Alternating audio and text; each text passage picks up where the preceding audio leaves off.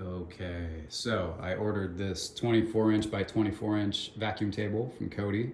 Got it in, surfaced my CNC table, screwed this down, got a 1/4-inch MDF sheet, 24 by 24 inch, fly cut both sides to expose the porous inside. Took some lacquer. I lacquered the edge of this and the edge of the MDF. Put on the tile gasket. Pop this down like so. Boom. Fire up this vacuum. Now, I take parts like this that I'm cutting.